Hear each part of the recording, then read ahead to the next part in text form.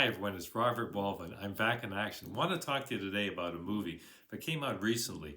It's called Boneyard. And as the movie title suggests, this is sort of like a thriller, a horror type movie. It's about bones that happen to be found in a yard. That's why it's called Boneyard. Pretty smart title, eh? The movie's set in West Mesa, Albuquerque, and it's all about a police department that finds bodies in a field out in the middle of a desert. And no one knows how these women got to where they were. So it's a serial killer type movie. And we've seen these movies before. The movie stars 50 Cent, the rapper turned actor, who just, by the way, as an inside, was playing at the halftime show for the BC Lions football team in Vancouver, British Columbia. And they had 50,000 people, sold out audience. So it just shows you the power of rock or the power of rap or however you want to slice it. Anyways, he did a great show. And he's very effective in this movie as the police chief in a small town that's populated by some detectives. Now, they're at a loss in terms of who did these brutal killings because they happened many years ago. The movie, by the way, Boneyard, is based on a true story.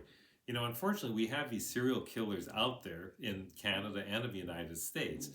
One of the most infamous killers of all time in Canada was Robert Willie Pickton, who had a pig farm out in Port Coquitlam and who abducted innocent Aboriginal women and other women on the downtown east side.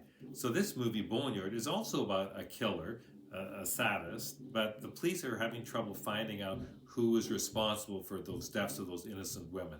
Again, the movie takes place in West Mesa, which is now Albuquerque, and one of the interesting things about this movie is that Mel Gibson, who I guess nowadays is sort of reformed for some indiscretions he did many years ago in terms of comments he made, but in this movie, Gibson stars as a profiler, an FBI profiler who's called in to try to solve this problem and the crimes.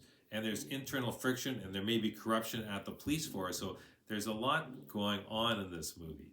If you like serial killer thriller type movies and dramas, you may enjoy this movie. It's called Boneyard and it's one of your typical serial killer type movies. Robert Waldman from Movie World. Thanks for watching and hope to see you soon.